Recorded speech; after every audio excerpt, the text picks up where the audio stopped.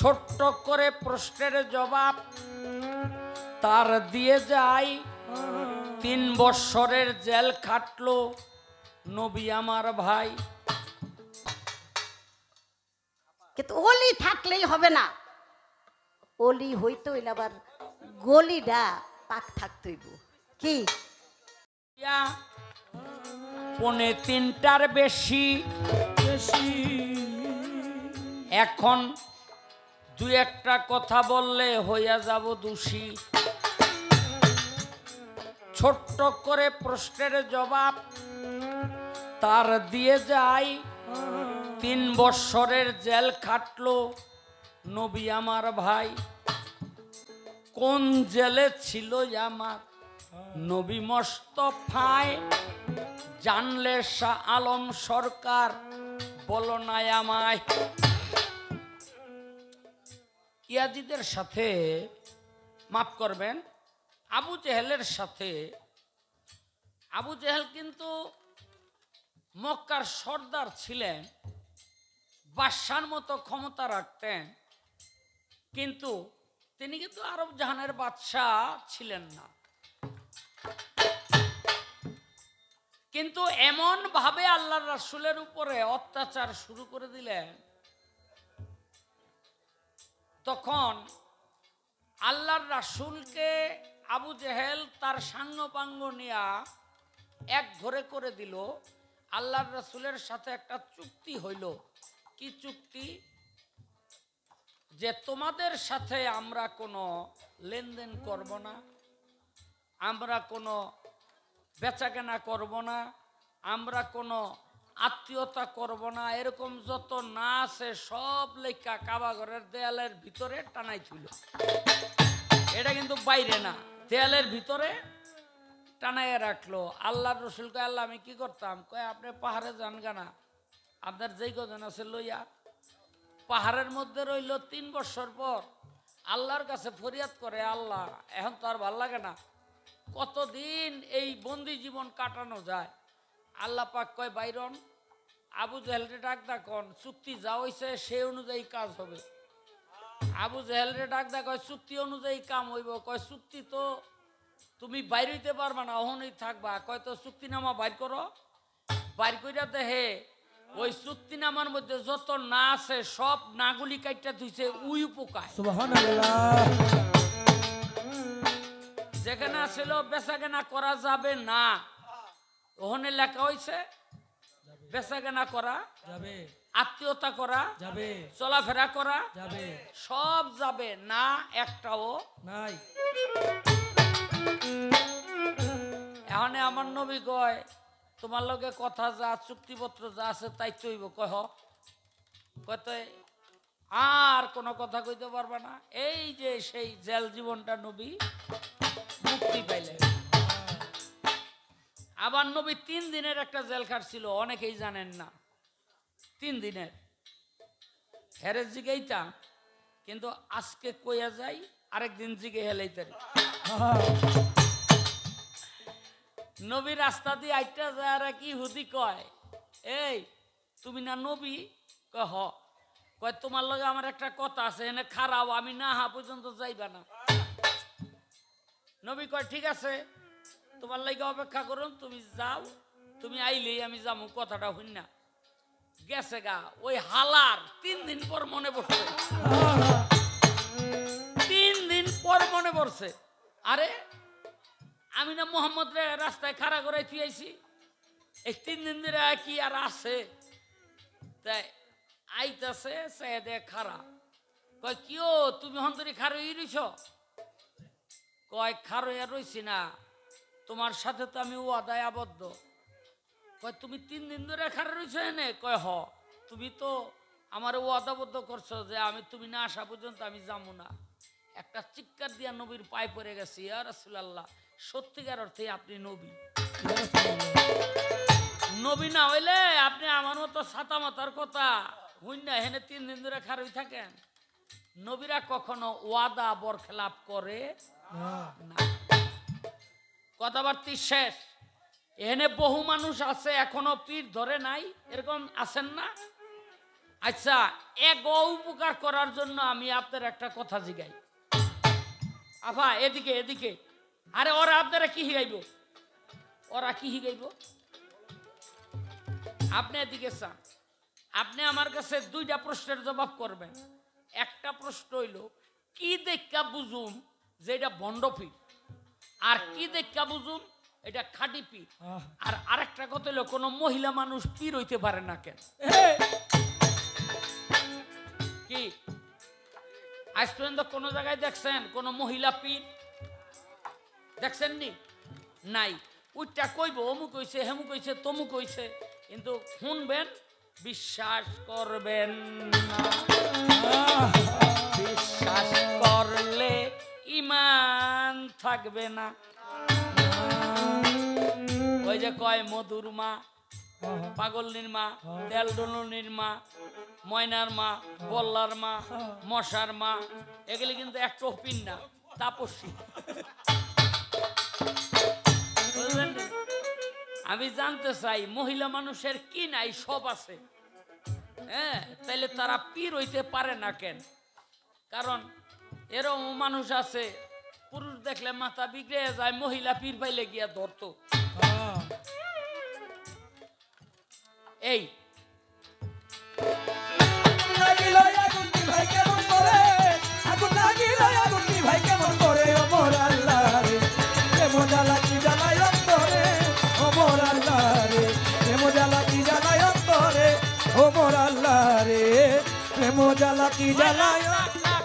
আরেকটা কথা মনে পড়ছে, কোন কানা কোন টেরা জ্ঞান থাকলেও পীর হইতে, কানা টেরা, এই আবা, কানা টেরা জ্ঞান থাকলেও পীরের বুযুক্ত হইলেও পীর হইতে পারে না।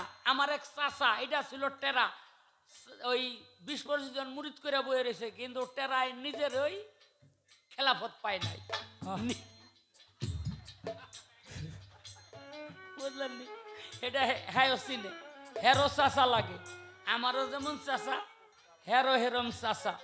এই জ্ঞান বুদ্ধি সব যদি ঠিক থাকে, এই টেরামেরা পীর হইতে পারে না কেন? এটা আমার একটু বুঝে কইতে হইব।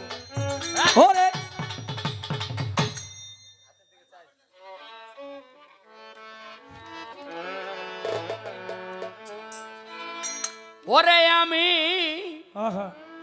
লোক সমাজে হইলাম দোষী, ওরে আমি লোক সমাজে হইলাম দোষী,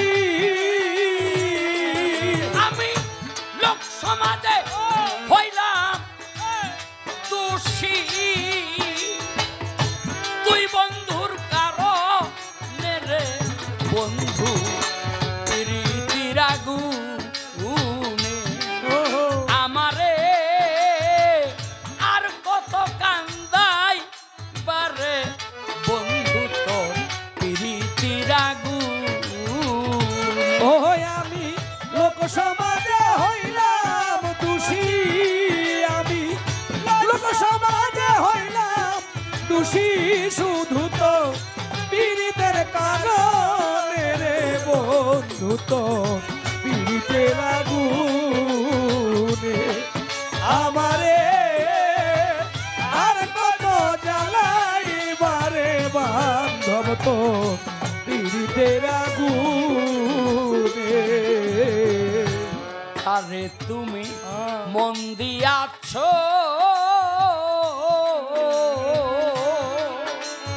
ও বদরশা, আদরে যত নেরে বন্ধু তো আদরে যত হায় যারে তুমি মন দিয়াছ বদল আদরে যত নেরে বান্ধ, আদরে যত যারে তুমি মন দিয়াছ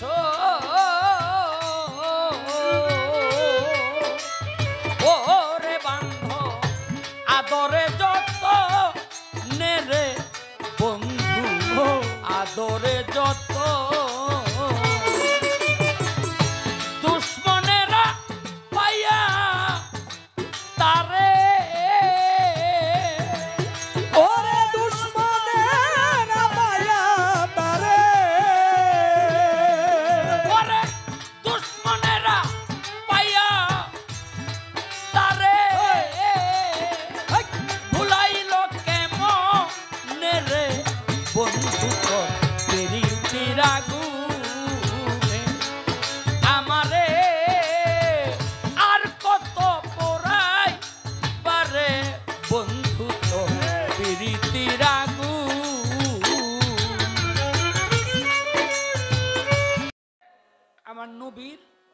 কলেমা। হ্যাঁ, আমরা অনেকেই মনে করি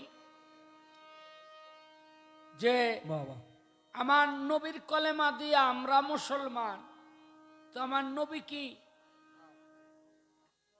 কলেমা পড়ে নাই? হ্যাঁ, দেখেন, নবী যখন পৃথিবীতে তাওলাদ থইলেন তখন এই পৃথিবীতে দিন ছিল ঈসাই দিন। নবীর কলেমা পড়ার কথা লা ইলাহা ইল্লাল্লাহ ঈসা রুহুল্লাহ, কিন্তু হাদিস বুখারী পড়ে দেখলাম নবী পৃথিবীতে এসেই সর্বপ্রথম কলেমা পাঠ করলেন লা ইলাহা ইল্লাল্লাহু ওয়া আশহাদু আন্না মুহাম্মাদান আন্নি রাসূলুল্লাহ। আন্নি আন্নি মানে আমি রসুল, নিজের নামেই নিজে ঈমান আনলেন। এটা কেন? এটা মানুষকে শিক্ষা দেওয়ার জন্য, কারণ নবী একদিকে ঈমান আরেকদিকে ঈমানদার। তো আমি ছোট্ট করে দুটি গান করে বসবো, তারপরে আলো আপায় দুইটা গান গাবে, এরপরে ওই যে পিচ্ছি আজকে শিশু হাকিমের ভবিষ্যৎ।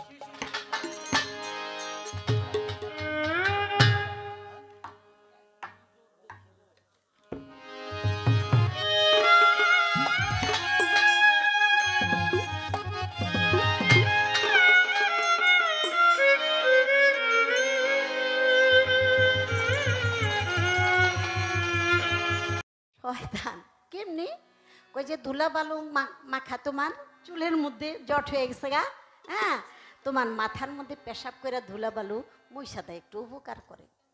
তাহলে শয়তান রে কেমনে তারামো? কয় যদি তুমি মুড়ি দাও তাইলে আর শয়তানে তোমার কাছে আসবে না।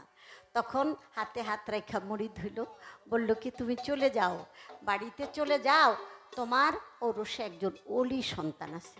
এই যে পুরুষ বাবারা শুনে রেখেন, কিন্তু আপনারা যারা আছেন প্রত্যেককে আল্লাহ তাআলা একটা ওলি সন্তান দান করছে, এটা হলো বিশেষ বোনাস।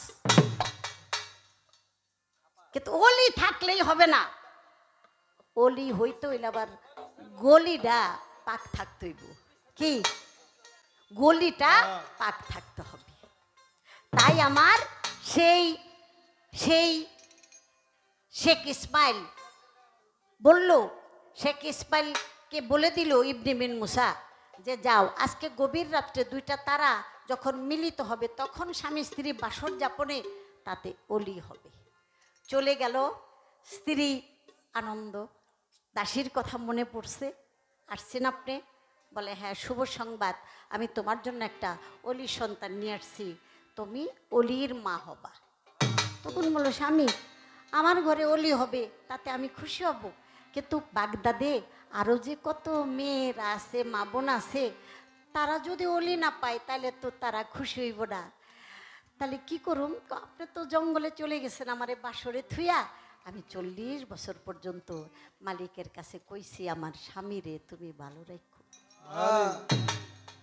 আমার স্বামী যেখানে যে অবস্থায় থাকে সে যেন ভালো থাকে। স্বামী যদি বিদেশ থাকে, দূরদেশে থাকে, কোনো স্ত্রী যদি স্বামীর জন্য এইভাবে আরতি করে, দোয়া করে, আল্লাহ সেই দোয়াটা কবুল করে। আরে অনেক বড় দোয়া। তাই স্বামী, আমি চাই আল্লাহ যেন আমার বাগদাদে আপনি ঢেরা পিটায় দেন, দুইটা তারা মিলিত হবে, যারা স্বামী স্ত্রী মিলিত হবে তাদের ঘরে একটা করে অলি সন্তান হবে। সেই রাতে 312 জন পুরুষে শুনেছিল, নারী শুনেছিল, তারা মিলিত হয়েছে।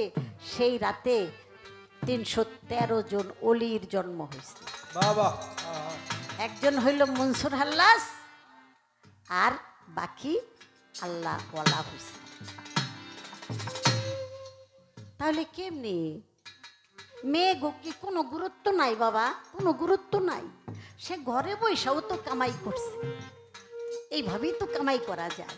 আমার মা ফাতেমাকে মাওলা আলী কারিমুল্লাহ ওয়াজহু বিবাহ করেছে, সেই জন্য কলেজার টুকরা মা ফাতেমাকে মাওলা আলী পেয়েছে। মাওলা আলীর আরো গুরুত্ব বেশি বেড়ে গেছে আমার ফাতেমার জন্য।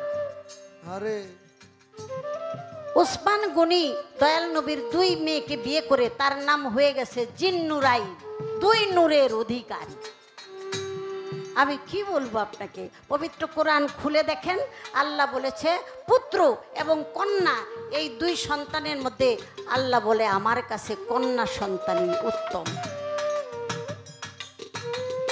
এটুক না বললে একেবারে বুবা বুবা লাগে না?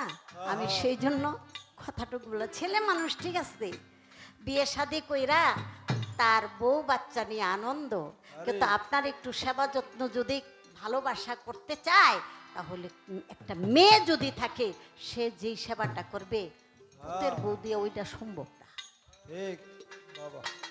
এটা বাস্তবতা।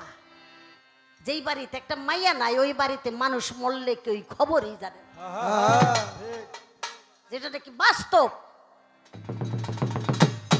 এই পর্যন্ত রাখলাম বাবা, বেদবি মাফ করবেন, যেহেতু পালার মোটটা রয়ে গেছে সেজন্য 2-1টা কথা বললাম।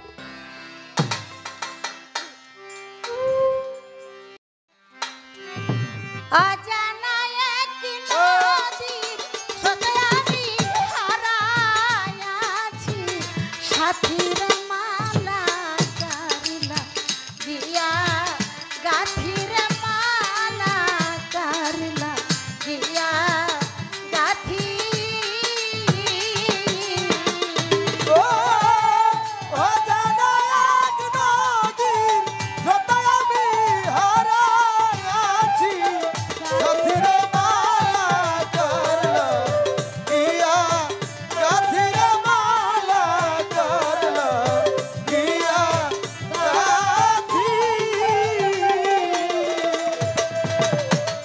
সবুজ ঘাসে বসতাম আমরা,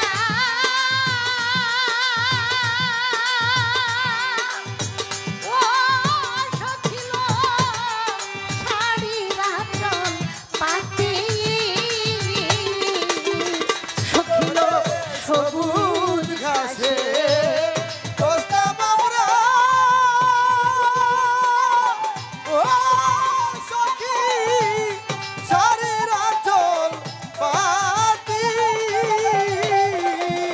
সখিল সবুজ ঘাসে বসতাম আমরা,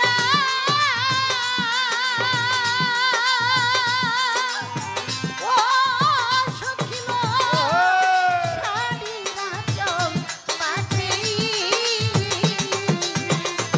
ও ফুলের উপর ভ্রমরা বসে যেমন করে মালা, মাটির মালা কারিলা দিয়া, গাথির মালা কারিলা দিয়া, গাথি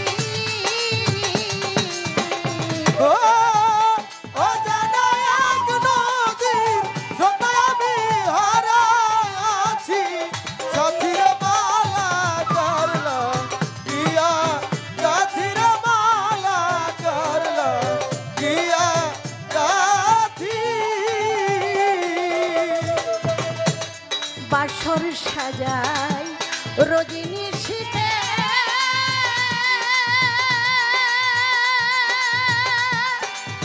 আরে আমি বাসর সাজাই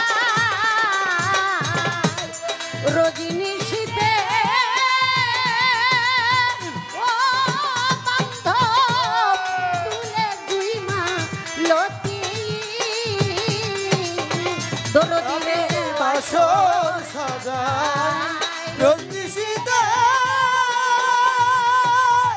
ও সখী তুলে 2 মা লতি, সখিল বাসর সাজাই রজনী শীতে,